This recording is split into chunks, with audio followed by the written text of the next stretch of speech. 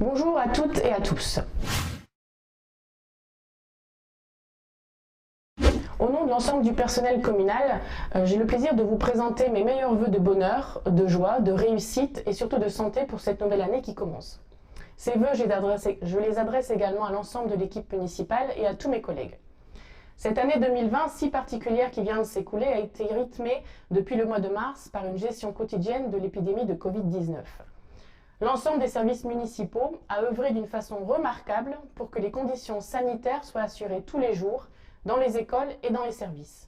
Il me faut saluer aujourd'hui la réactivité des équipes pour mettre en place des directives arrivant parfois et ou même très souvent la veille pour le lendemain.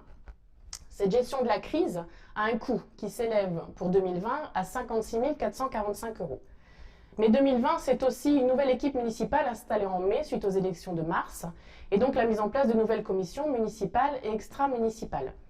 Deux nouvelles commissions ont d'ailleurs vu le jour, la commission 2E, eau et environnement, et la commission 2V, voisins vigilants. Ces commissions sont composées à la fois de Saint-Venantais et d'élus qui travaillent ensemble sur des thématiques bien particulières. L'année 2020 a vu se succéder différents chantiers, tels que la rénovation de la carrière du centre équestre et de son éclairage pour 45 393 €. Centre équestre où cohabite le service Equiandi de l'intercommunalité et l'association La Méroise qui dispense les cours d'équitation et propose des pensions pour chevaux. 2020, c'est aussi des travaux et l'achat d'équipements pour les écoles pour 1 928 €. La troisième tranche des travaux de rénovation de la salle des fêtes avec la création de loges pour 44 570 € et les travaux de mise aux normes électriques de l'église pour 123 185 €. Avec la crise, s'est posée la nécessité de la délocalisation des services de la cantine à la salle Pimpaghem.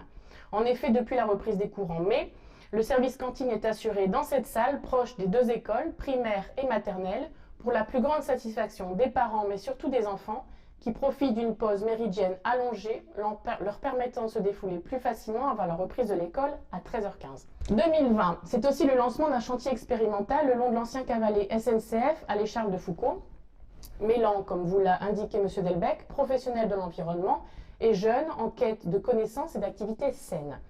Ce chantier aura coûté environ 20 000 €, subventionné en partie par l'État.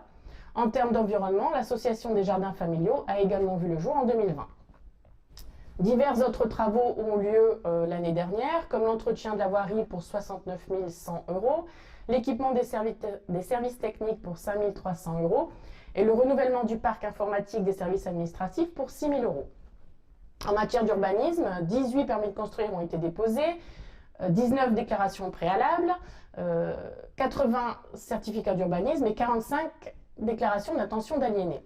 Au-delà de toute cette énumération de travaux et de chantiers communaux, Saint-Venant est une commune qui vit aussi grâce au dynamisme de ses associations, associations dont l'activité 2020 aura également été ralentie, voire pour certaines mises en sommeil à cause du Covid.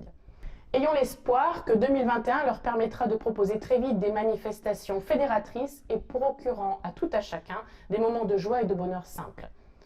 Je veux pour conclure remercier chaleureusement l'ensemble de mes équipes, le service administratif, les services techniques, les services des écoles, les services entretien. Ils sont là pour rendre la ville toujours plus accueillante et pour vous offrir un service public de qualité.